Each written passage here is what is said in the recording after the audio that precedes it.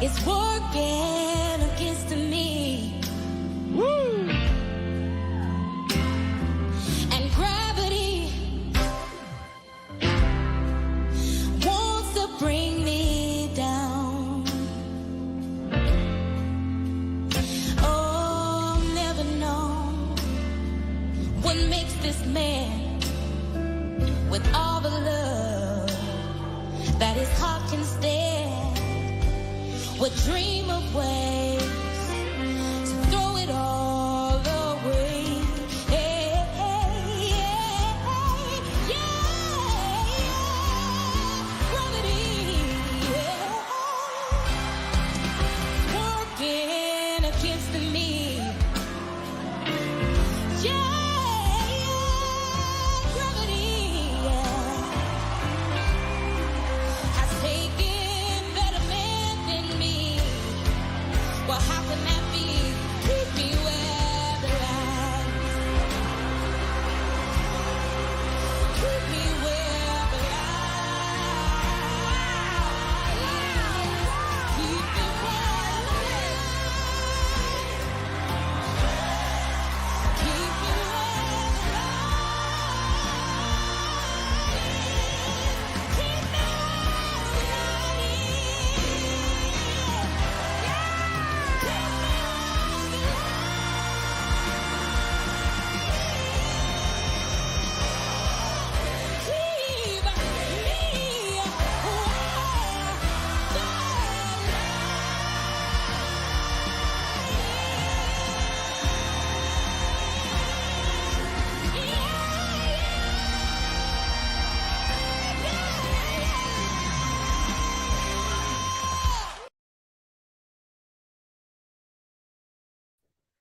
Good evening, good evening, good evening. Thank you for joining me here for Conversations with Taz, and it's Freeform Friday. Now, this Freeform Friday is going to be a little bit different than other Freeform Fridays. I know that it's usually an online party, but we do have to finish up some stuff that we didn't get a chance to talk to last night, and there's a whole lot that happened regarding Trump and the indictment, rumors, etc. So I got the handy dandy notebook once again, and we're going to go through it all. Now, you know what? Let's not even delay. Let's jump right into the latest regarding the Trump indictment. Y'all get comfortable. I hope you got a beverage and a snack. Let's go. Exonerated Central Park 5 member reacts to Trump indictment with one-word statement.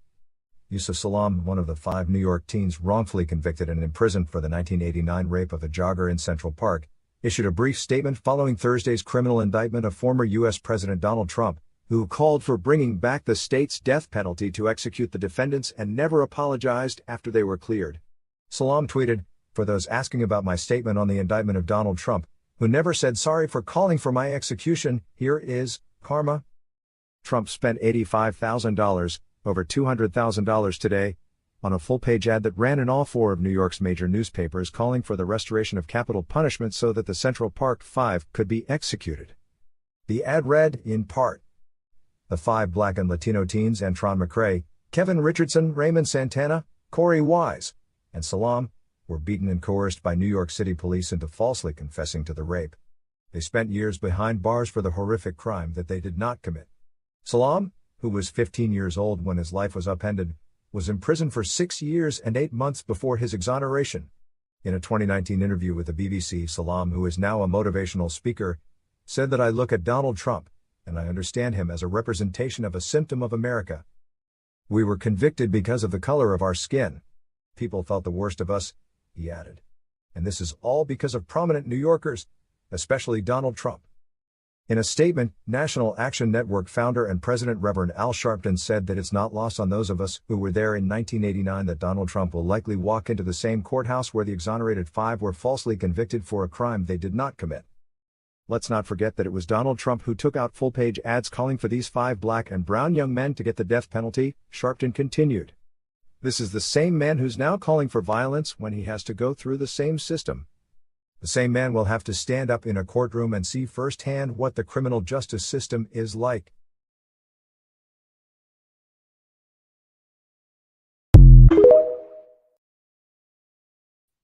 Before we continue, I just want to make one correction because I've discussed this before on this platform.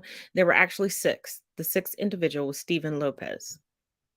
There were six. Know all of their names. But let us continue. Have y'all heard the good news? Home Alone 2 star... Wait. Donald J. Trump has officially been indicted on criminal charges in hush money payment case. The Manhattan DA took to Twitter and posted a statement regarding the coordination of Trump's, willing surrender. Trump's also facing more than 30 counts related to business fraud. And yet people like Marjorie Taylor Greene hop on Truth Social and post about how Donald Trump is innocent. Look at how she refers to Trump as my president. Oh, that is just... sad. In case y'all haven't seen Junior's live reaction to the indictment, watch this. I was proven even more right than I would have ever imagined because apparently, Soros-backed Manhattan District Attorney Alvin Bragg is actually indicting my father. So let's be clear, folks. This is like communist level shit. This is stuff that would make Mao, Stalin, Pol Pot, it would make them blush.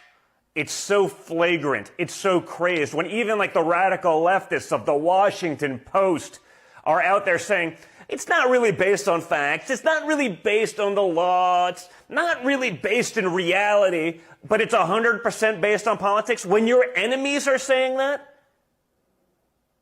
it's got to tell you everything you need to know right now about where we are as a country. Just so y'all know, he continued to whine about the indictment, I want to say for like the next 20-25 minutes. If y'all hopped on Twitter right now, you would see so many Trump supporting Republicans defending him, saying this is a witch hunt, that this indictment is illegal and it's a sham and a scam. They're trying their best to have his back when they really should just abandon him at this point. I could play so many more clips for y'all, I could show y'all so many more tweets, but I'm just gonna say this. This man cannot run for president. If people want to vote for him as a write-in, I mean, let them throw away their vote if they want to. I don't give a shit about that. But he should not be allowed to actually run. Donald J. Trump is a criminal who should be behind bars. It's a shame it took this long to get an indictment, given that, I mean, we're damn near 4 years removed from his presidency. But I'm glad that in the end it did come. On a final note and serious question, how do y'all think Trump would look in orange? Like jumpsuit-wise, not his skin. If you don't watch Fox News, here are 5 highlights from last night's complete meltdown over the Trump indictment. There were times last night when I genuinely thought people were going to cry. I'm not exaggerating. If you had zero context, you would have thought somebody died. Give the president some money to fight this bullshit. Looking a little emotional. I feel the same way. My heart is broken. I had some tears in my eyes. Some hosts tried to spin the indictment into a good thing. Watch Pete Hegseth really overestimate Donald Trump's cool factor. If there's a mugshot of Donald Trump, it'll be in dorm rooms and on t-shirts. And it gets dumber. Here's Greg Gutfeld saying that now Donald Trump has street cred. He is an OG, right? If they give me, I mean, he is a badass if he's got a mugshot. I honestly can't wait for this mugshot to come out because Fox hosts are gonna have to pretend that he's the handsomest man they've ever seen. It's gonna be really fun. Tucker brought Glenn Beck on to talk about the indictment, and Beck immediately went off the rails. The Bill of Rights is gone. By 2025, we are going to be at war. We'll have a currency collapse, and we will live in a virtual police state. Honestly, I just don't think America is efficient enough to get that much done in 2 years. Denmark, maybe, but not America. To no one's surprise, the Law and Order crowd suddenly didn't like Law and Order. And according to them, grand juries are now Stalin. Stalinization of the American criminal justice system. The type that we normally associate with the Soviet Union. It's like Stalin's purges. But while we all love to make fun of these people, there was a ton of dangerous rhetoric last night. It almost feels like they're pushing the population to react. Basically, it's one party hunting another. It is a war on conservatism and MAGA. They want you to strike out. Donald Trump was indicted by a jury. If anything, this shows that our justice system is still willing to go after the rich and powerful. Republicans could have even used this indictment to get rid of the Trump albatross hanging around their neck. But instead, they've committed themselves to a guy with 34 counts against him. People better be careful, and that's all I'll say about that. I'll see you on Friday for next week's recap, but in the meantime, I do hope you'll have some fun watching these hypocrites melt down. Is Lindsey Graham okay? Well, if you got a pile of crap and you chop it up 34 times, it's still a pile of crap. It's duplicitous charging. They're trying to smear the guy. They're trying to take cases that nobody else would take and resurrect them. This is literally legal voodoo. You need to help this man, Donald J. Trump. They're trying to drain him dry. He spent more money on lawyers than most people spend on campaigns. They're trying to bleed him dry. DonaldJTrump.com. Go tonight. Give the president some money to fight this bullshit. Get the 34 counts on this in your view.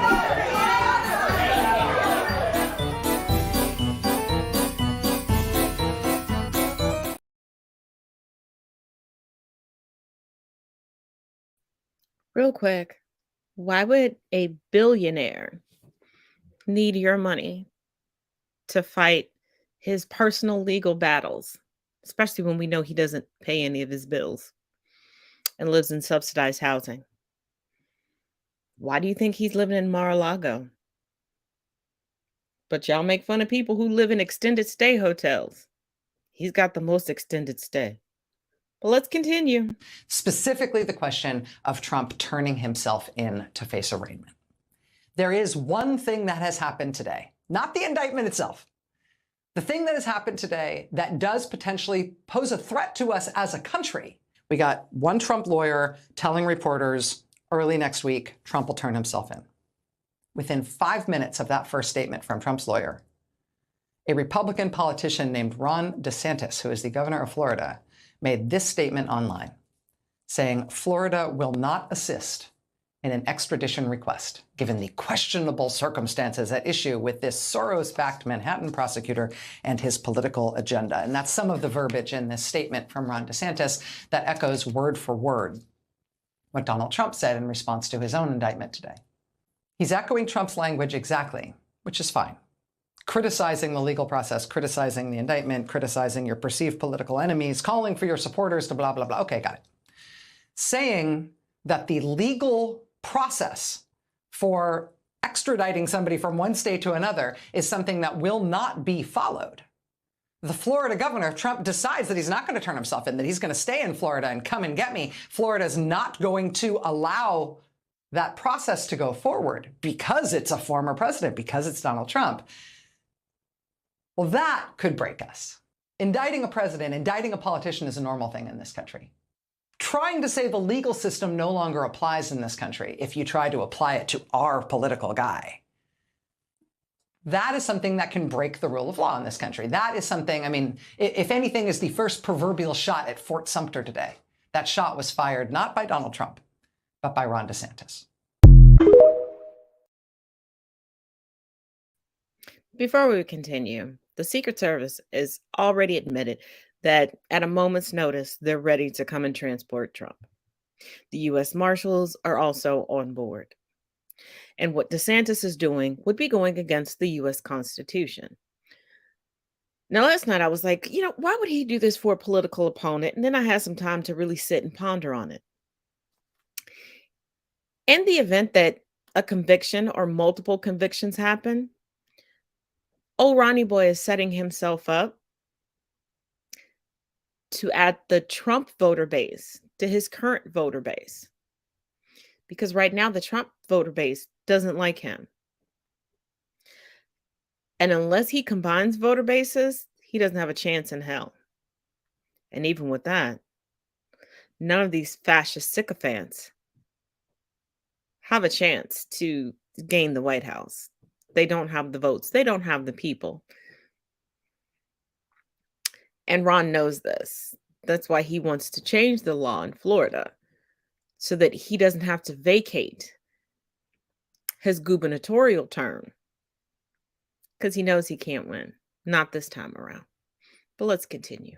With Trump being indicted on 30 counts related to business fraud, I have to ask Trump-supporting Christians a question. When will you stop defending Trump and admit you made a huge mistake? Seriously, you've defended the indefensible for years. Remember when Trump was caught on a hot mic bragging about sexually assaulting women, and you said that we need a commander-in-chief, not a pastor-in-chief? Because I do. Remember when Trump was accused of paying hush money to a porn star he slept with shortly after his wife gave birth, and you defended him, calling it a smear campaign campaign by the drive-by media? Because I do. When Trump lied through his teeth about the election, you insisted that Trump was a Cyrus figure being used by God to drain the swamp. Well, one insurrection later, and now he's been indicted by a grand jury for fraud, and my guess is that you will once again defend him and blame everyone but yourselves, which I must admit is really ironic considering you're the ones telling people to take personal responsibility for their actions so often. So please, please, take your own advice. Admit that Trump took you up to the mountain, showed you the empire, and promised you power if you bowed down to him, and you did, betraying almost every ethic you claim to be unwavering on in the process. But see, that's the thing. They were taken to the mountaintop and promised power. Show me. We're in the Christian faith. We're just talking about the Christian faith, where the end goal is power. See, they're not going to admit that they were taken for a ride because they're taken for a ride every week, every Wednesday and every Sunday, because they will stand by despicable pastors, deacons, chairmen of the board, deaconesses, etc., etc., etc. Because that's the 2 times of the week that they feel like they have dominion over another person. See, it's not about Christ. It's not about keeping his tenets. It's about feeding their own egos. That's why he was so popular and is still popular, Christian nationalist. That's why prosperity preachers are so popular. It's not because of the actual doctrine. They could care less. Because most of the churches that are frequented by people who support Trump, they're not encouraged to bring a Bible. They're not encouraged to read the Bible. They're encouraged to listen and take in and regurgitate what they've been told. And if you go into these churches, the sermons are always about the prosperity of the preacher. And offerings and collections and tithing are about competition. Who can give the most? Who can be the top parishioner of the week? My God, Donald Trump is insane, and he's just digging his grave deeper. He is now attacking the judge that's been assigned to his case in New York. He said the judge assigned to my witch hunt case hates me. His name is Juan Manuel Marcan, and he was handpicked by Bragg and the prosecutors. There's no way that Trump and his lawyers could be this dumb, right? Like, they know that attacking the judge is one of the worst things you can do. But I guess Donald doesn't care, and he just wants to make it worse for himself.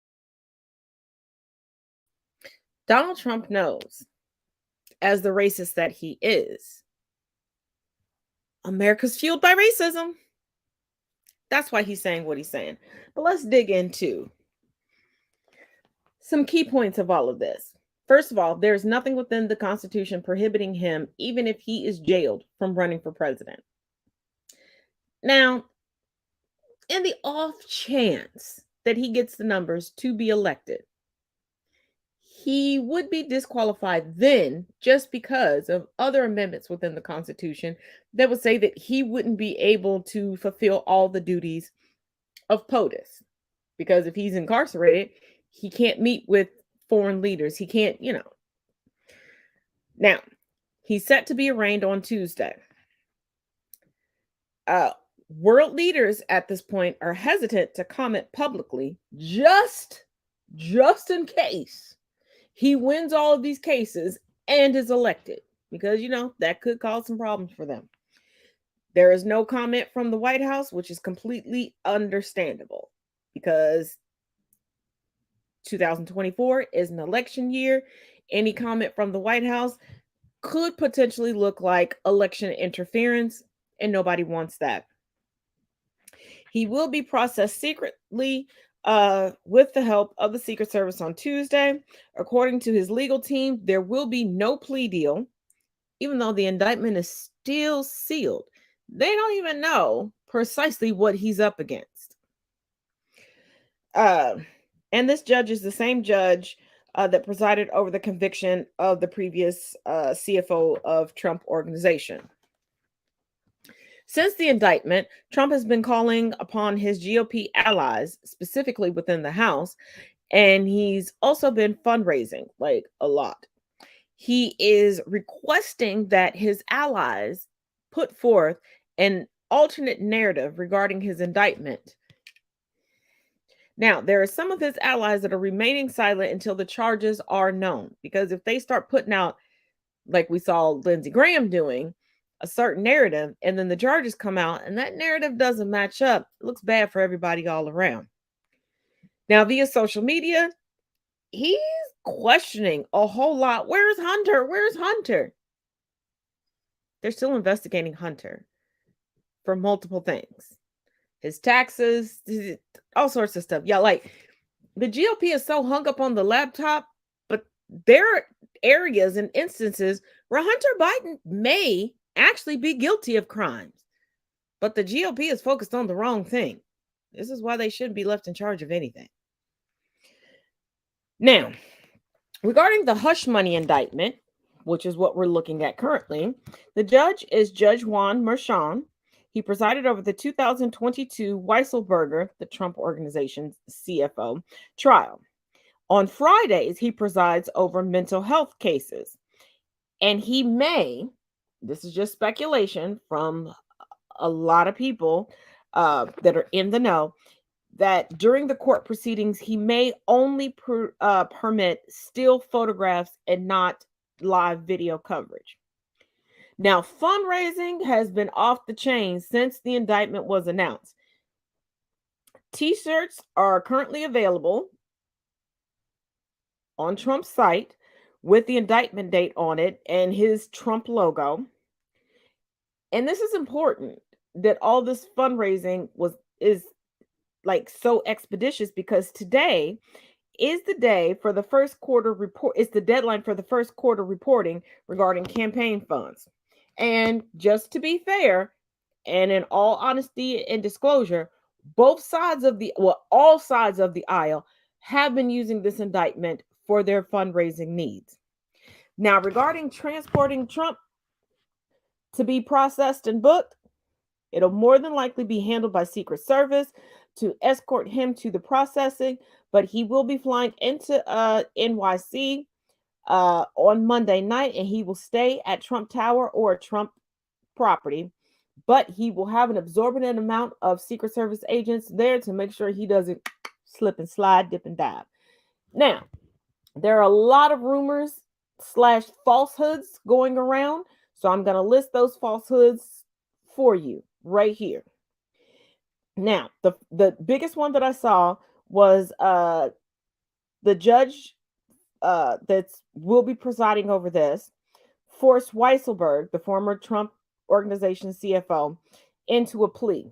Absolutely false. Absolutely false. First of all, judges have nothing to do with the plea agreements. Second one is that Soros donated to the Manhattan District Attorney's campaign. Unequivocally false, has been debunked so many times. That this is politically motivated. The grand jury indicted him. Nobody knows the political affiliations of the grand jury. And remember, this took quite a while, and people were recalled for clarification. Other people were called in. This grand jury was very thorough. This had nothing to do with politics. If it was politically driven, day one, they would have been like, we don't need to see anybody else, indict him. But they were asking for additional witnesses, additional information, asking additional questions to make sure that they completely understood before voting to indict. So this is solid. Now, we know that Trump himself put it out that he knew he was going to be indicted, but his own legal team is now claiming that he was caught off guard. So which is it, Donnie Boy? And on Twitter, a big thing is that now that Trump has been indicted, he's now won the black vote. Y'all claiming that Trump is not racist and has done so much for black people, but y'all consistently use racial tropes in order to try to gaslight us into having his back. And no. And the latest rumor, and falsehood that I heard that was quickly dispelled is that the delay in extradition was due to the Secret Service. The Secret Service is like, no, we are ready at a moment's notice to bring him in. Now, the legal team is going to try to have, and they've admitted to this, to try to have the case thrown out. Keep in mind, this indictment is still sealed. Nobody knows the precise charges. If they're misdemeanors, if they're felonies, what the charges are, how many charges they are. There's just speculation. So how they're fighting to get this thrown out before anything is unsealed, your guess is as good as mine. Now, the breakdown. As far as misdemeanor classifications, the misdemeanor would be falsifying business records. A felony would fall under falsifying records with the intent to commit an additional criminal act. And additional charges from the district attorney could be alleged in that instance. And like I said, no charges are known, yet just accusations of the charges are being thrown around. Now, I'll be remiss if I did not remind y'all that this is not the only case surrounding Donald J. Trump Sr. So the other investigations are the Jack Smith investigation regarding the classified documents and the involvement in the January 6th insurrection, aka Trump's self-coup. In Georgia, there's the election fraud case. So here's his legal calendar thus far.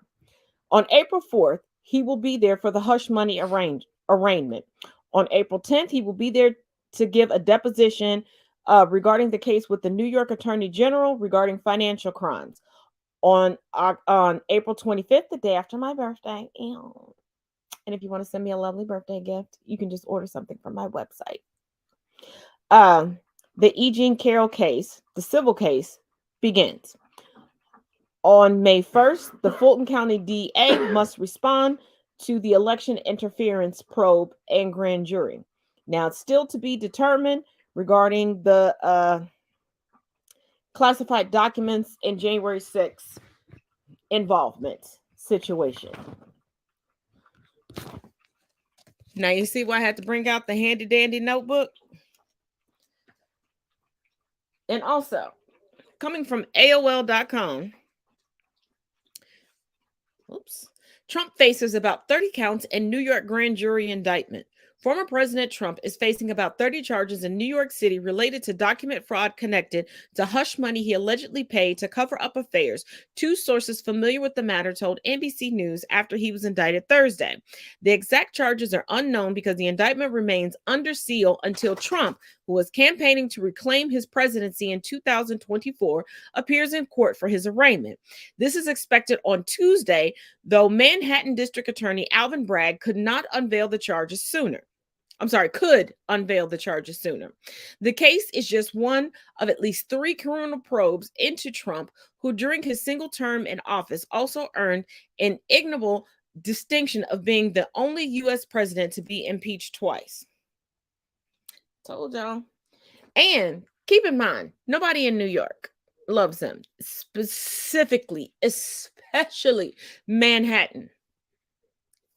And now he has to, for the first time in his life, really be held accountable. Mommy and daddy ain't there to try to throw money at the problem and handle it like they've done in the past. And even his buddies that own media companies and news outlets cannot help him at this point. And for those of y'all that go, but the liberal media, show me mainstream liberal media. Because the vast majority, actually all of mainstream media right now is owned by conservatives. And for those of y'all that love to go, y'all just listen to CNN. CNN is owned by Trump's homeboy. That's why he is begging and pleading for his life for CNN to back him up and be his new Fox News. Oh, but we're not done with Trump. We're not done with Trump because it seems to be a Capitol Hill to Trump pipeline going on. Don't believe me? Let's take a look. According to a new report from CNN this week, House Republicans have basically set up a back channel to Donald Trump to funnel him information about everything Republicans are doing in the House of Representatives. And Elise Stefanik has emerged as pretty much the point person that goes and runs to Trump every time they have a hearing in the House or every time they launch a new investigation. And most recently, CNN says, Stefanik personally assured Donald Trump that they would offer, or the Republican caucus would offer an aggressive response to Manhattan District Attorney Alvin Bragg's potential indictment of him. So Stefanik is not only feeding Donald Trump information about everything that's happening, which, by the way, could include information that Donald Trump should not know, but she also went and made a promise that, hey, don't worry, we're going to handle Alvin Bragg for you.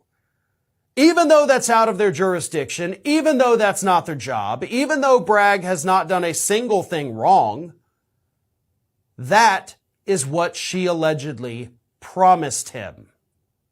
Now, the funneling of the information, right? Just the regular information, not the Alvin Bragg stuff. There's probably nothing technically wrong with that, legally speaking.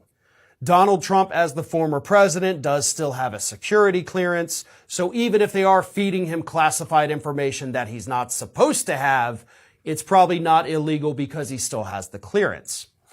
However, the promising that we are going to abuse our power in the House of Representatives to make this prosecutor that's going after you pay, I think Stefanik should be removed from office for that. I know she won't be, but this is 100% an abuse of power. And this is collusion with the former president to abuse that power.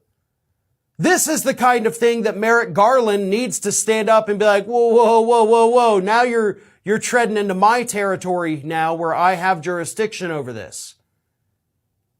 I absolutely firmly believe that Merrick Garland should go ahead and appoint a special prosecutor now to look into these House Republicans and their efforts to intimidate and punish an independent district attorney just because he's investigating Donald Trump. This is illegal. This is an abuse of power, which is illegal in the United States. I know it doesn't ever get punished, but it's technically illegal based on our laws.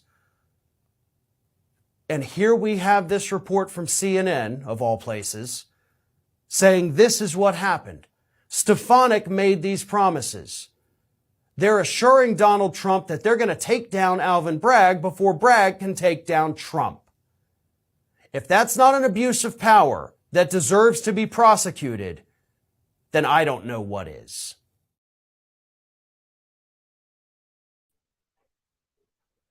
Hence the fact that the judge and the DA are getting death threats and erroneous things sent to the office. And Trump even put up and then took down a picture of him purportedly holding a baseball bat like he was about to swing it at the DA.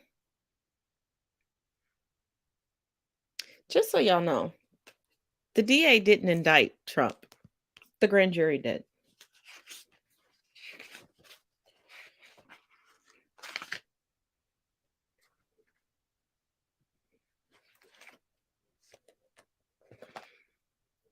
And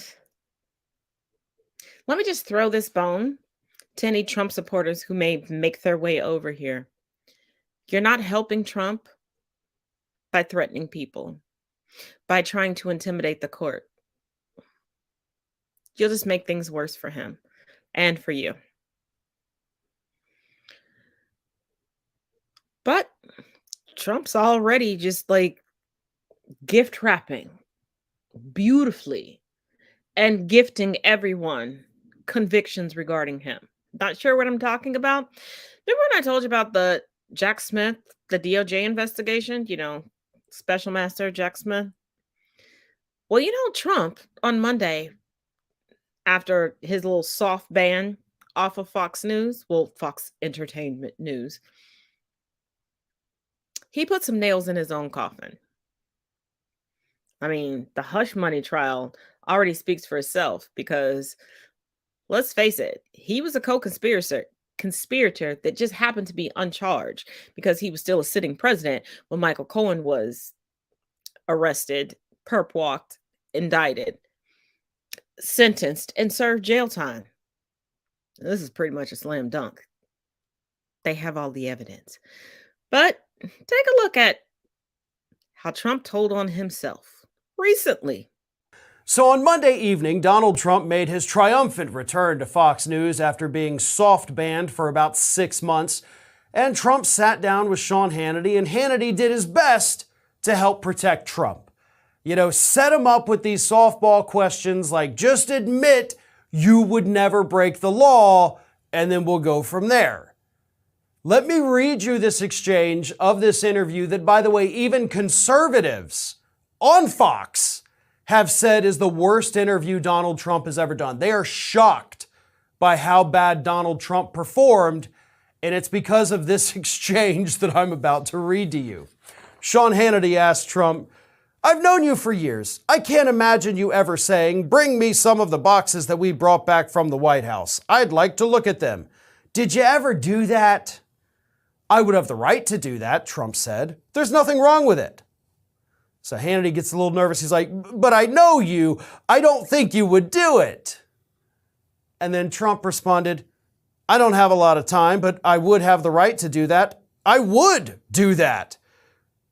And then Hannity was like, "All right, let me move on."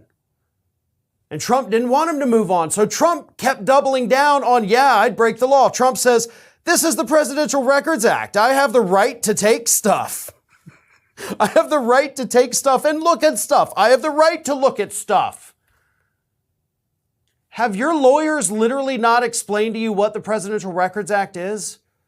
The Presidential Records Act doesn't say that all records belong to the president. It says that any record pertaining to the president must be preserved. That's what it is. It's not that, oh, well, the president just gets to have it because it's the Presidential Records Act. And here you are on live TV admitting, even when Hannity's trying to get you to say, "No, I wouldn't break the law," you're like, "Oh yeah, I'd break the law. Hell yeah, I'd do it again. You got a box of documents here? I'll look through them right now. I'll do it on live TV. You just watch me." Not a good legal defense. I understand why conservatives are so upset with this interview. And poor little Sean Hannity right there, right? I mean, you're just lobbing these softballs, like, just say you're not a criminal. And Trump can't even do that. He's like, "No, I'm totally a criminal. I will definitely do that. I don't understand the law. I think the Presidential Records Act means that I get to look at all of the records." I imagine his lawyers were watching that segment and banging their heads against their desks because it's pretty damning. That's really bad. You're going to have to go into court and answer questions about this interview now. Because there you have Donald Trump on live TV. I actually think it was pre-recorded, but anyway, it aired live. Admitting that he did it, that he would continue to do it, and that he feels that he has the right to do it because he doesn't understand how the law works or what the law says. That can and will be used against you in a court of law. It's an admission. You may not have been under oath, but you play that in front of a jury that has to decide your fate on whether or not you broke the law. They're going to be like, "Oh yeah, this guy did it. We know he did it because he's saying right there that I did it." Now, admittedly, Trump has said he's done it before. I mean, this is not something new. But it is rather shocking that after all of this time, after all of the investigations, he is still dumb enough to go on TV and admit that, "Yeah, I totally broke the law."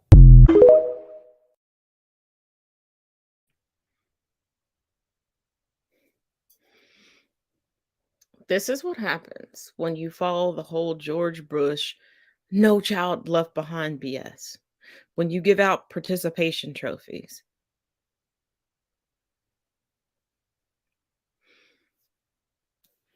But Let him continue to tell on himself.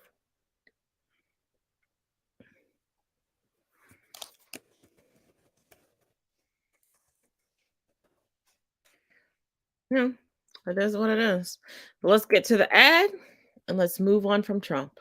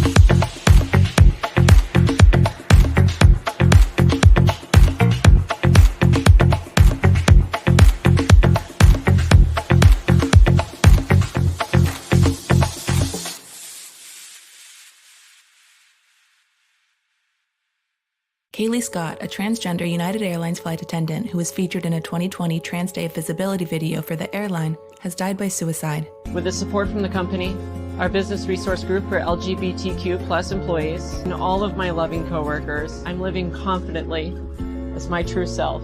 She explained in an Instagram post that she was planning to take her life. The flight attendant finished her Instagram post writing, "Brianna, I'm coming," although it is not confirmed who she was referring to. Half of trans and non-binary young people in the U.S. have considered suicide in the past year, according to a 2022 survey with the Trevor Project, with anti-LGBTQ legislation and poor access to mental health care being cited as contributing factors. Those who are affected by the issues raised in this story are encouraged to contact Samaritans at samaritans.org or mind.org.uk. Those in the U.S. are encouraged to contact the National Suicide Prevention Line on 1-800-273-8255.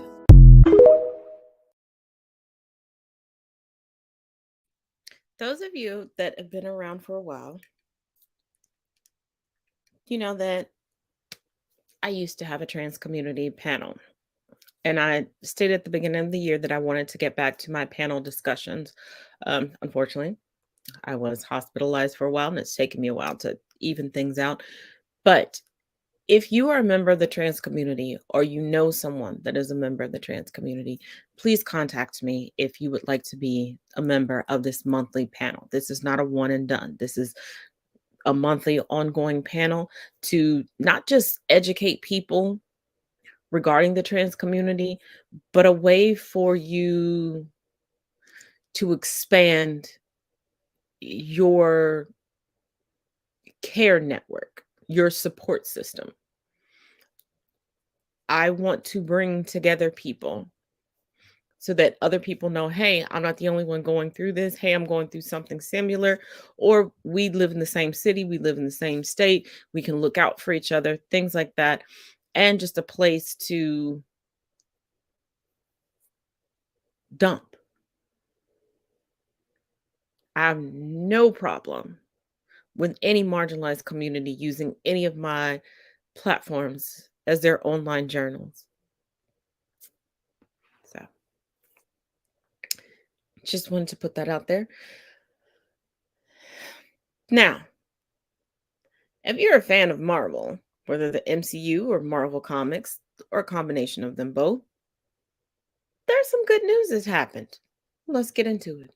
I'm generally not one to celebrate somebody's hardship or when somebody gets fired from their job, but ding dong, the witch is dead. Welcome to my safe haven. So former chairman of Marvel Entertainment, Ike Perlmutter, has been laid off by Disney. And for those of you that don't know, Ike Perlmutter used to be Kevin Feige's boss, and he is notoriously racist, sexist, and homophobic. As a matter of fact, Kevin Feige wanted to introduce Black Panther and Captain Marvel into the MCU much earlier, but Ike Perlmutter was the one that said no because he's like, female-led superheroes don't make money, and who wants to see a black superhero in a movie? And he was the one behind replacing Terrence Howard with Don Cheadle, saying nobody will be able to tell the difference. And he also tried to prevent Alan Heinberg, writer and creator of the Young Avengers, from creating the characters of Wiccan and Hulkling because he wouldn't want two gay characters in an Avengers book. I'm surprised it took this long to get rid of him, but yay, happy Wednesday.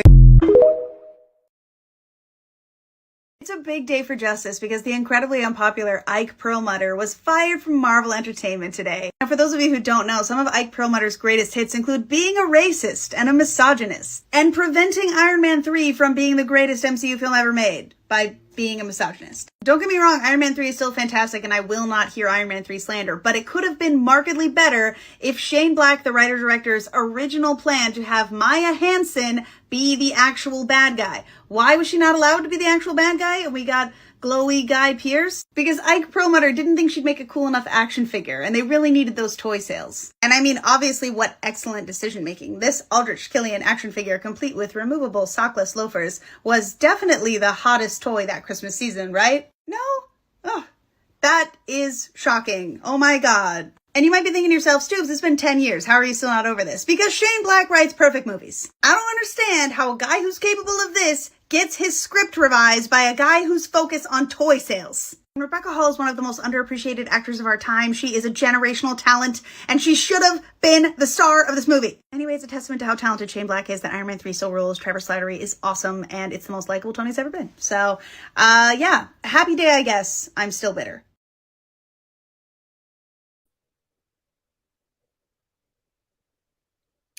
Ding dong, the witch is dead.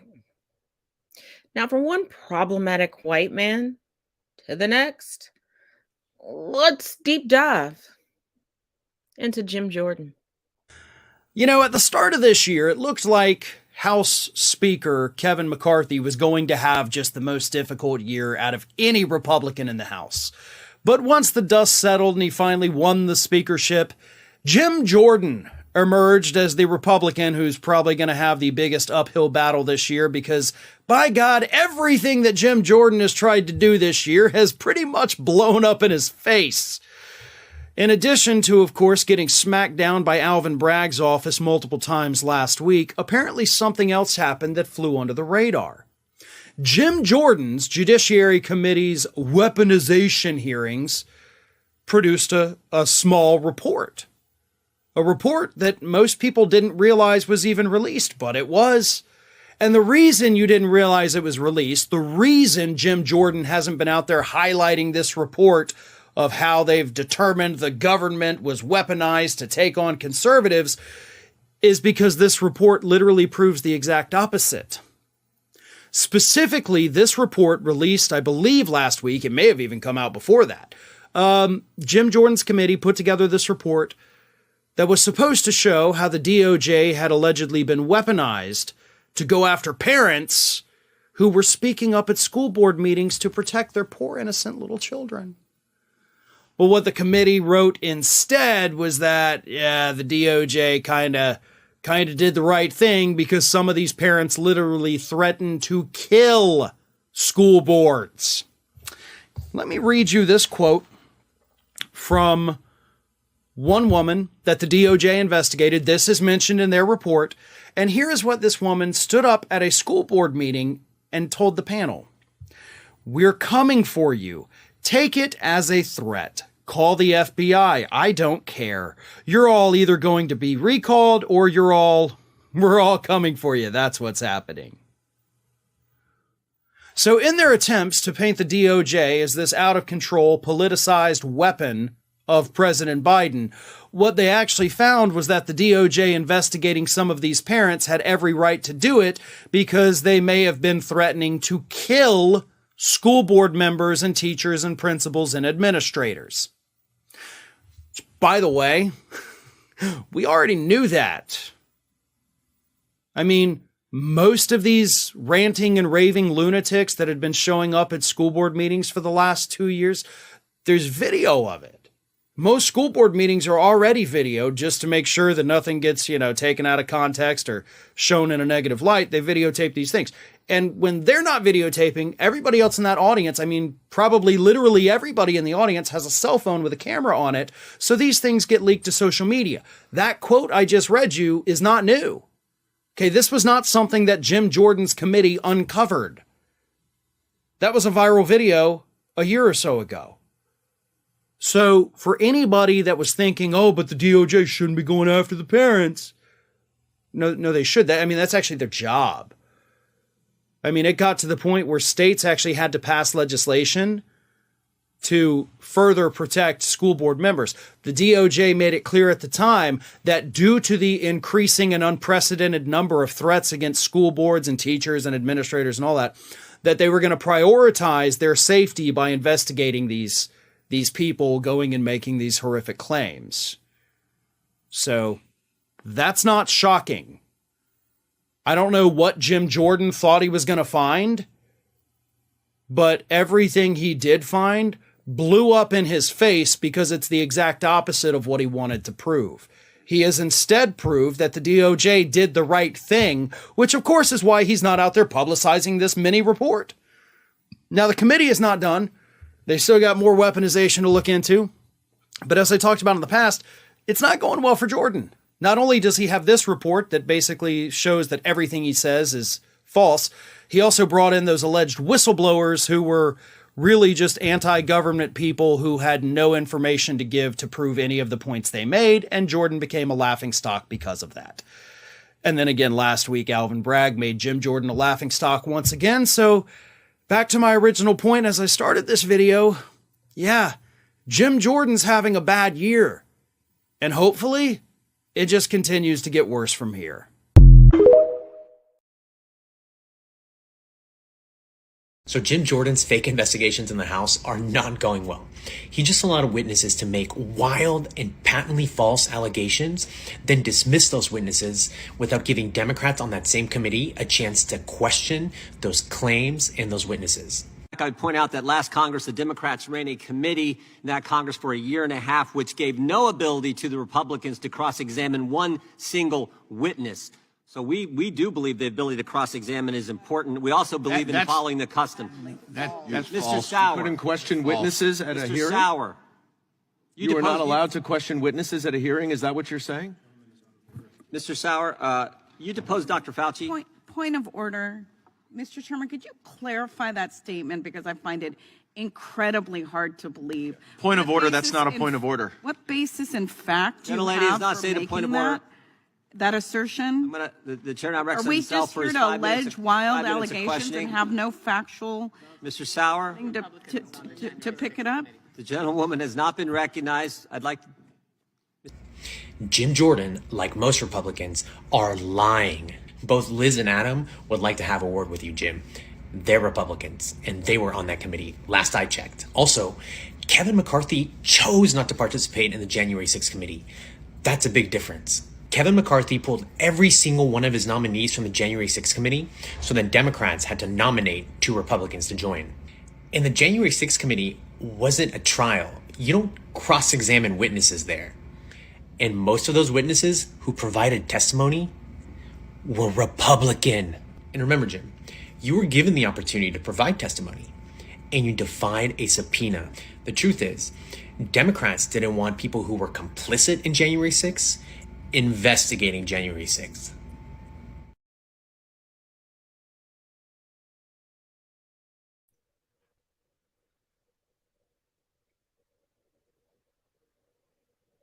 That's pretty self-explanatory. Pretty self-explanatory. Um, Moving on. Some of y'all know who Chris Chan is, some of you all don't. But Chris Chan has recently been released from jail. Let's take a quick look. Chris Chan, who was arrested a year and a half ago for having unconsensual intercourse with their elderly mother who has dementia, recently just got released from prison on bond. We found this out when Chris Chan documentary creator Gino Samuel tweeted out, "I was not ready for this news," showing the proof that Chris Chan is officially out of police custody. If you want to learn more about the incident that caused them to get arrested in the first place, here are some YouTube videos of mine that you can check out.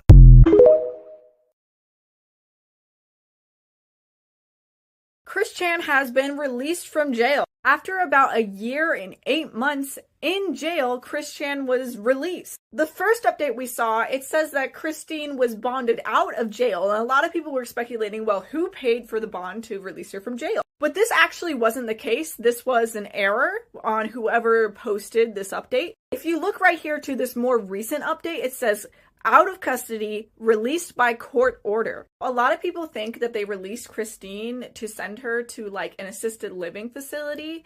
That is one theory. I'm not exactly sure of the reasons why she got out. Nobody's exactly sure. No one's sure if she can use the internet, if she's going home.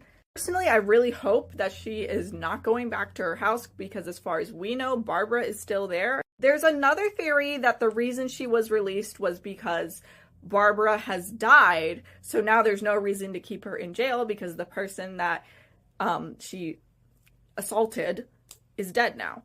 We have no confirmation on any of those things. We just know that Christine is out, and we got this recent updated photo of her. This is like an AI enhanced image, but as you can see, Christine looks a lot different from the last photo we got and a lot different from when she was initially arrested. People are really saying that the age, because now Christine is, I believe it said 41 years old, her age is really starting to show. So to conclude, Christine is out. Where is she going? We don't know. We don't know if she's homeless. We don't know if she has somewhere to take her in. We don't know if she's going to an assisted living facility. It's all just theories right now, but one thing we do definitely know is that she was not bonded out by some weirdo. This was a court order. She was not released on bail. Okay, so I'm going to pop in after a little bit more research. There's a possibility that all of this, like Chris Chan being released, was all just an accident and she's really just been transferred again and is not out of custody. And if that's the case, they messed up big time. They made so many people think on a case that's being well watched that Chris Chan is released. But I will say, even if she is released, I don't think she's released to the public.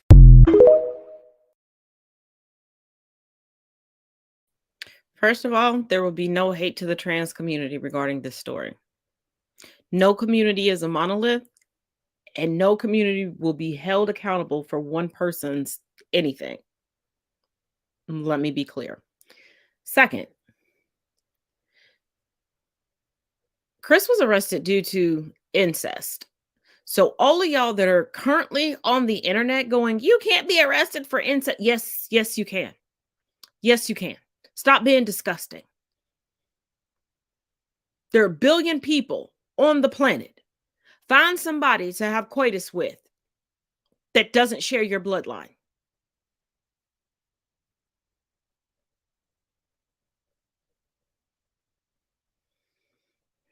Nasty.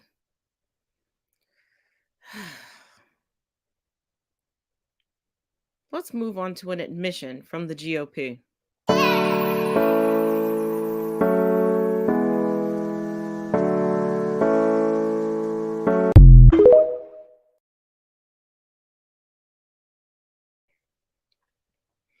It's amazing how they wait years to tell us what we already knew. Now, I want to bring to you all some information that I need you to really take to heart. Screen record this. Tell your friends to come in at this point if they don't want to watch the whole podcast. But when it comes to people who happen to be homeless, displaced people, think y'all need to really realize why they ask for certain things specifically. Why do some homeless people prefer cash over food when offered? If you give me food, I will take it graciously, tell you I am going to eat it back at my hidden shelter, thank you, and then walk away. When out of sight, that food goes straight in the bin. Why? Because I don't know if you've tampered with it. Even if the container is sealed, I still can't be sure you've not done anything to it. People think it's funny to buy a Happy Meal, spit in the burger, rewrap it and give it to a homeless person. Even better to piss in the lemonade and hand that over too. Yep, really funny. Many charitable people came up to me with cups of tea and were incredibly annoyed when I firmly told them to move away from me immediately. In this particular case, it wasn't because of the tampering thing. It's because I'm extremely allergic to tea. However, if you offer to buy me food, I would politely ask to come with you to see what's on the menu. I have zero problem accepting food of any kind if I'm there when you purchase it. Most people wouldn't do this though, so I just accepted whatever food I was given and later threw it away, or spent any money they gave me on food myself. I've had my food tampered with and I got sick as a result. Being sick when you're homeless can be deadly. What might give you a stomachache could easily kill us. My health will always come first, and if that offends your delicate sensibilities, I couldn't care less. You might know the food you're giving me is perfectly fine. I don't. I prefer money as my health always comes before your charity. And let us not pretend that we haven't seen the countless channels that are dedicated to menacing displaced people. Let's not pretend that there isn't a disdain for displaced people. So stop assuming that when they go, I would rather have cash, that they're going to buy drugs or something else. Because how drug addicted can you be when you have no job, when you have no home, when you have nothing left to sell? Critical thinking, people. Critical thinking.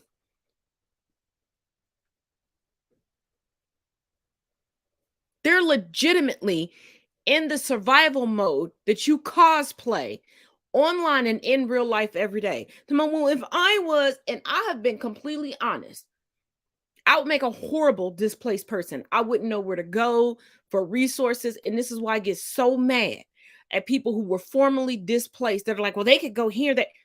What makes you think that they know that? What makes you think that they know about those resources? Like, stop assuming that people know, and stop assuming because people are friends with you that they know everything about your past. When you know for a fact you ain't told them about your past. You haven't informed them. I have been between a rock and a hard place. And then when I came out of that place, people had the nerve to get mad at me and go, well, why didn't you do this? And and I'm like, why didn't you tell me when I made it known to you that I was going through this? This information now is not helping me, but thank you. I can tell the next person.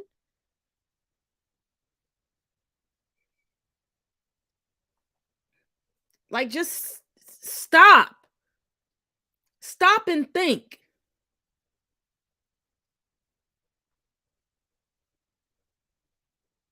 Y'all know the social indoctrination that goes on.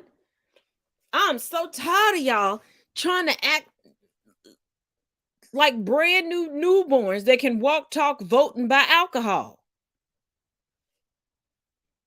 Jesus, Mary, and the Billy Goat.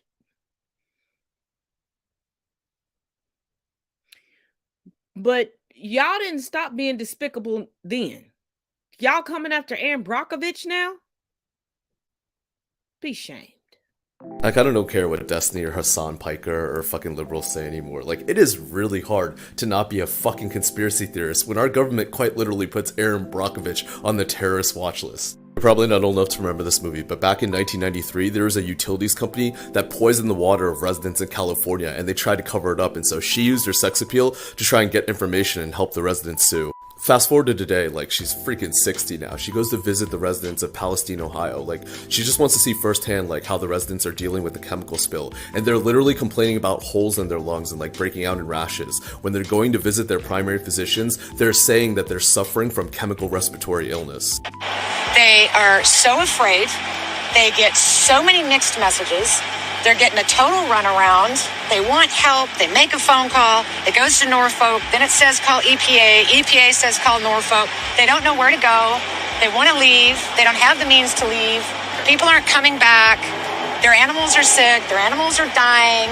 I've just seen pictures of them who go to their own doctor with holes in their throat, or they're being diagnosed with chemical respiratory illness or these rashes that obviously look painful. Listen, this has been going on for 3 weeks since the initial crash. I think Like, I just want you to appreciate how fucking efficient this government is at putting somebody on the terrorist watch list if you're threatening a public stock ticker. Like, legit, I didn't even know some of these organizations existed. The DHS alongside, what is that? The Ohio Statewide Terrorism Analysis and Crime Center Terrorism Analysis Unit like, stacked out. Like, they made it so it sounded like fucking tactical and shit. Like, these people all of a sudden decided, oh, she's interviewing residents, and they made a movie about her last time when we did this shit. Let's fucking put her on the terrorist watch list. And I was gonna end the video there till I found out that there's actually leaked audio of bosses at Norfolk Railroad telling the safety inspectors to be like, if you see something burning, just fucking ignore it, like the train will make it there. In East Palestine, I know they say Palestine is the way they say it there, earlier this month, releasing hazardous chemicals. And the video on your screen now shows that the train appeared to be on fire. This is interesting. 20 miles before it reached the site where it actually went off the tracks, derailed. Now, the footage on your screen is captured by a security camera at an equipment plant in Salem. Yeah, so as it turns out, the safety inspectors were like, I'm not really trained on this stuff, but those wheel bearings are leaking. You know, the thing that makes the wheel go round? And everybody's like, oh, nah, like, it'll be fine. And all of a sudden, it caught fire in a different town for, like, upwards of 30 minutes. And people were just watching it like, do we need to stop? And eventually, it derailed in Palestine.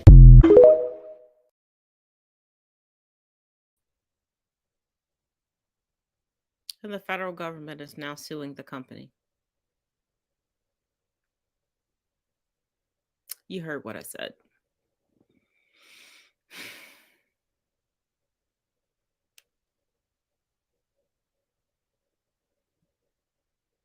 But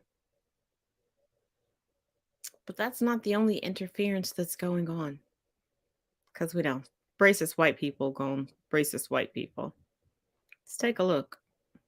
Yeah, that's why it seemed like it was illegal. Well, how long y'all been in business? For 25 years? 45 years. 45 years. 45 years. This is not a new business. 45 years. Their FFL was renewed in September.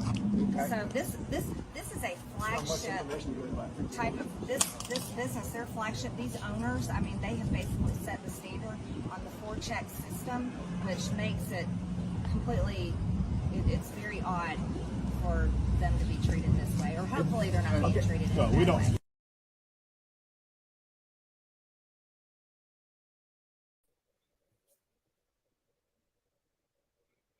Should we have a congressperson interfering on a regular, schmegular checks and balance issue? Because that's what was going on. A regular inspection. Why'd you need to call her in if everything is cool and copacetic? Because I thought Congress had bigger things to worry about, like urination gate. Oh, you think I'm joking? Let's take a look. Been addressing a number of really serious concerns that our constituents have. They're choosing to waste our time by meddling in the District of Columbia and talking about public urination over and over. Just want to make sure, do you have anything additional you want to say about public urination? Now's your time. I do. No, not you. I'm talking to, it's not your time. It's a question I'll wait to till your these time's people up. who have I do have come something here. else to say. Do you have anything additional to say regarding public urination? I didn't on that. These changes are now law here in D.C., correct? Do you mean the revised criminal code? Yes. No, those are not the law. Those are not the law. You revised criminal them. code was rejected by. Excuse me, Mr. Chairman, I'm talking to Mr. Allen. Yes, Mr. ma'am. Allen, did you or did you not decriminalize public urination in No, we did not. Washington, D.C.? Did you lead the charge to do so? No, the revised criminal code left that as a criminal charge. Did you lead the charge to decriminalize public urination in Washington, D.C.? No, ma'am. In the Did you revised ever criminal vote code, in favor of decriminalizing public urination in Washington, D.C.? The revised criminal code that was Did passed by you the ever council support? kept it as a criminal offense. And you support this? I voted for it, yeah. You voted to keep it as a criminal offense. That's correct. I'll make one other comment. I wouldn't get that carried away. I think you've got to decide how many times the person's done something before, how in public it is, but I'm not sure public urination should be criminally charged. But okay, just don't mean to tell you how to do your job. I'm sorry, was there a question there? Okay. I chaired the committee that proposal came You through. led this charge, yes, sir. And these changes are now law here in D.C., correct? Do you mean the revised criminal code? Yes. No, those are not the law. Those are not the law. You The revised you criminal overturned code was rejected by. Excuse me, Mr. Chairman, I'm talking to Mr. Allen. Yes, Mr. ma'am. Allen, did you or did you not decriminalize public urination in No, we did Washington, not. D.C.? Did you lead the charge to do so? No, the revised criminal code left that as a criminal charge. Did you lead the charge to decriminalize public urination in Washington, D.C.? No, ma'am. In the Did you revised ever criminal vote code, in favor of decriminalizing public urination in Washington, D.C.? The revised criminal code that was Did passed by you the ever council support? kept it as a criminal offense. And you support this? I voted for it, yeah. You voted to keep it as a criminal offense. That's correct. The full council did. We have records that show that you were in favor of removing that criminal offense and allowing public urination. No, Is that something that you intend to pursue in the future? no, the legislation.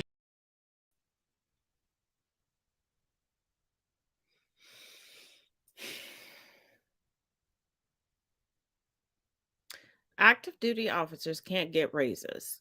Children are being murdered in schools. And Congress is worried about the criminalization or non-criminalization of public urination. And what's funny is it's white people arguing about this. White people who had whole ass castles where people were just going to the corner and defecating. White people who still won't regularly clean their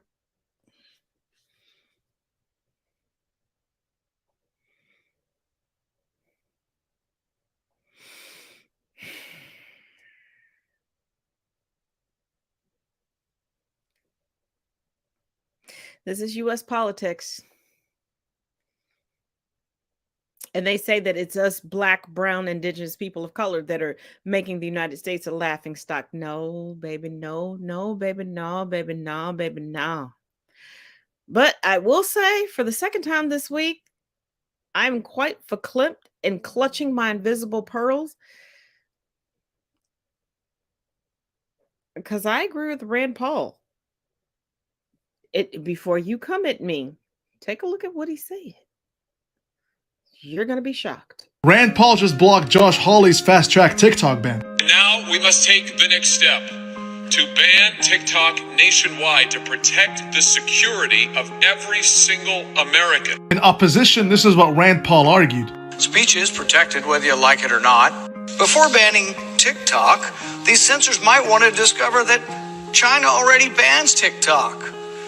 Do we really want to emulate Chinese speech bans? Aren't we the ones that say it's wrong for China to ban speech, so we're going to be just like China and ban speech we're afraid of? He also goes after the Restrict Act, which is a catastrophe to Americans. One of the bills they're looking at doing is broad enough that the president will be given the power to designate whatever country he sees fit to be an adversary and whatever company underneath that definition. I ask the American people, do you want Joe Biden to be your censor? Do you want to give unlimited power to any president?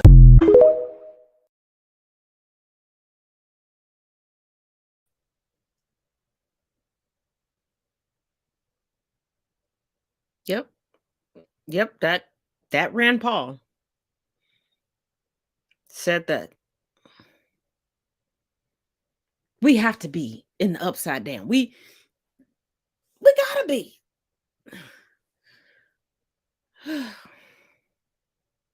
Well, I don't know. Because as much as the GOP and conservatives and Christian nationalists that's all still the GOP. But anywho, you get what I'm saying. Keep trying to tell us that it's immigrants specifically coming through the southern border that are walking their way to the southern border, but some way, somehow have enough money to import things from China as their... Anywho, are bringing in drugs. You want to know who the real drug dealers are? I know we've talked about this before, but we're about to talk about it again. Y'all pay attention, because I don't miss. I'm sorry, why is this not all over the fucking news? The immigrants are bringing in fentanyl! No, Marjorie Taylor Greene. It's actually the San Jose Police Union executive. The head of the San Jose Police Union has allegedly been acquiring fentanyl from countries like India and China and distributing them throughout the U.S. for years. Why is the executive director of a police union trafficking drugs? Oh, I think I can know why. How else can you convince people that you need more, AR-15s and tanks on the streets as police officers? How else could you help the Republicans who support you message but by trafficking drugs everywhere? The complaint alleges that Segovia used her personal and office computers to order thousands of opioids and other pills to her home and agreed to distribute the drugs elsewhere in the United States. That's the police union executive. That's the cops. Why is this not all over the fucking news? Why? MSNBC, Joyanne Reid, Rachel Maddow, Ari Melber, why aren't you talking about this? Huh? Pack here. The woman in question is 64 years old, and she's worked here at the Police Association for 20 years. The feds say almost half that time she spent buying and selling illegal drugs from outside the country, distributing them across the U.S. and the Bay Area, all while using the association's UPS account. Take a look. This is who we're talking about. 64-year-old Joanne Segovia. She's been the executive director for the San Jose Police Association since 2003 and is now the center of Homeland Security's international produced drug shipments case. According to court documents, she was dealing drugs and receiving shipments of them from places like Hong Kong, Hungary, and India, then shipping them across the U.S. Since when, you ask? Well, 2015, using both her home address and her work address. The feds say some of those packages were seized and opened, allegedly filled with thousands of pills labeled with things like wedding party favors and gift makeup. The feds say she used a Cash App account for payments with not only her name that was linked, but also her work email. She now faces charges for importing and exporting opioids like fentanyl. We spoke with a retired Superior Court judge and a former auditor of the San Jose Police Department who had this to say about the case. Raises a lot of questions. And the issue is, why didn't they know? And if they have anyone who is in charge of looking at the finances, checking the records and the books, it would seem that someone would have noticed that this was happening.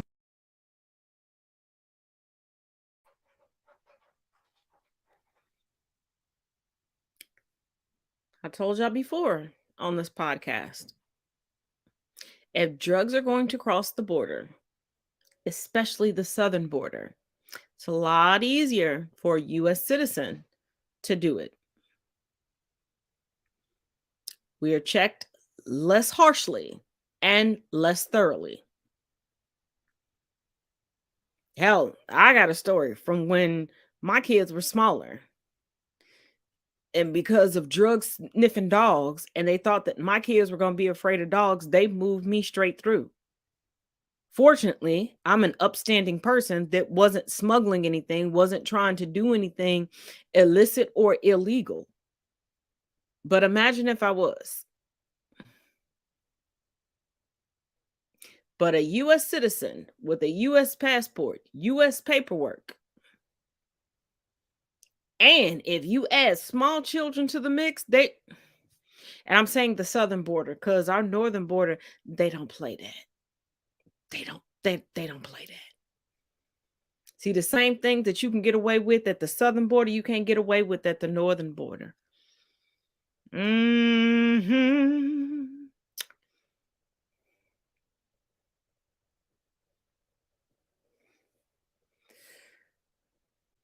But we got a few more stories to get into before we can wrap it for tonight. And I know this has been a long one, but stay with me for a little bit longer. Now, we know that Disney just had a checkmate all over Ron the fascist. But let's explain it. Let's get into it. Okay, so what makes this interesting to lawyers and legal nerds is that the way they did this was they used a little known and very rarely understood concept called the rule against perpetuities when they were drafting this, and it's got like law Twitter all in a tizzy right now. So a real brief explanation is that the rule against perpetuities says that contracts that have to do with property and real estate, which, this is dealing with this town and how it's governed, they are only allowed to be in place for the lifetime of someone currently living plus a maximum of 21 years after their death. So to keep their changes valid, the outgoing board said that this contract would be in place either for perpetuity, or if that violates the rule against perpetuities, then it will be in place for the lifetime of the youngest current living descendant of King Charles of England plus 21 years. That child now is 3 years old.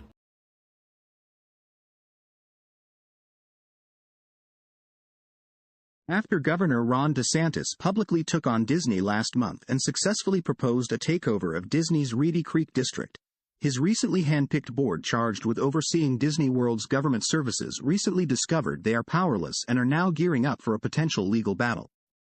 Ahead of the expected state takeover, the Walt Disney Company quietly pushed through a pact and restrictive covenants that would tie the hands of future board members for decades. The previous board, known as the Reedy Creek Improvement District, approved the agreement on February 8, the day before the Florida House voted to put the governor in charge.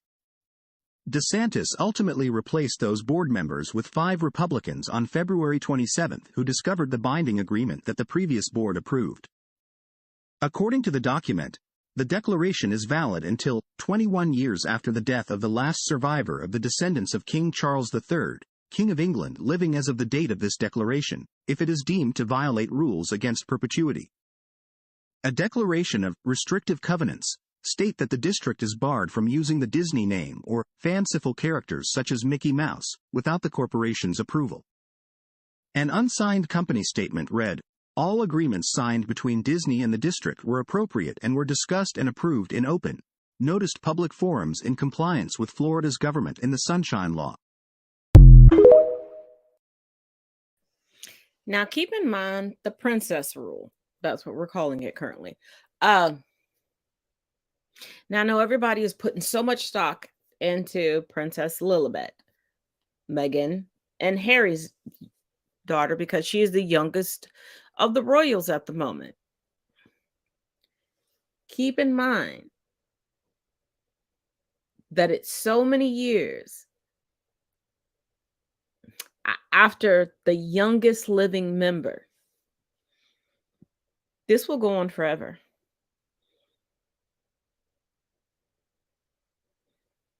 This will go on forever.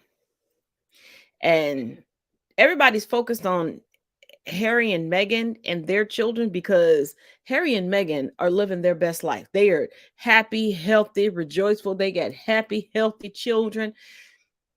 And they are not aging like cottage cheese out in the Sahara like William and Wadey Katie. And they're not battling it out for attention like concubine, consort queen, and King Chucky. Ooh, child. But there's some additional DeSantis news. Let's take a look, baby. Let's take a look. Oh my God, you guys, the girls are fighting. But first, let's just take a moment and ask MAGA, how does it feel? How does it feel? You're the one who voted him in. And now he's acting like a dictator to you. We tried to tell you, but you won't listen. So this is an article back in November of last year. It talked about how Ron DeSantis was going to use his supermajority to retweak the law so that he could run for president as governor. Really, Bubbles? I'm having a moment here. You all knew. You knew before he ran for governor again, but you still voted for him. Fast forward to 2 weeks ago, when the Trump supporters tried to oust DeSantis from office by filing an ethics complaint. The Trumpers were super mad, and a pro-Trump PAC had filed a complaint in the Florida Commissions of Ethics accusing Ron DeSantis of running a shadow presidential election. The group also claimed that DeSantis is using his elected office to influence his national appearance and has raised $12 million. The Trumpers were really mad. Would you look at that? Just today, Florida's now reworking the law so that he can run for president and remain governor. You get what you vote for. Now, if you remember, towards the beginning of this podcast, and if you weren't here for that, go ahead, pause, scroll back, go look, and then come back to this point. Write down the point and come on back. I told y'all Ronnie Boy doesn't believe that he's going to win. That's why he wants to save his gubernatorial election from last year. He wants to save his gubernatorial stance. He knows he can't win, child. He can't get over the BS. And he's absolutely using his fascism in Florida to see if it's just Florida that's going to go along with it, and if the greater United States is going to go along with it. And guess what? We're not. We're not. Even Ron. Even with you coming out going, I'm not going to help in the extradition of Trump, you're going against the Constitution. You might want to look up what the Constitution says regarding treasonous acts. I'm just saying. But to round out the night, y'all remember, because it just happened, the Nashville shooting. And remember when I said that the Nashville shooter sent out a few messages and that nobody should attack those families. Well, once again, white women gonna do what white women gonna do. And now a black woman is being targeted. So is her family, and being blamed for a shooting she had nothing to do with. I don't just say stuff. I bring receipts. Did New York Post really just try to blame a random black woman on Hale's actions? Mind you, this is the author who helped co-write with this woman as well. He said that Hale did this because they were heartbroken. When in doubt, blame the blacks. The black woman's sister goes, we did not know this was going to be posted. The girl's family goes on to say they played middle school basketball together. She did not know this person. Mind you, her family is not getting attacked all over social media. Oh, it's your sister's fault. It's your sister's fault. She goes, we didn't even know this person. What was the point of this article, huh?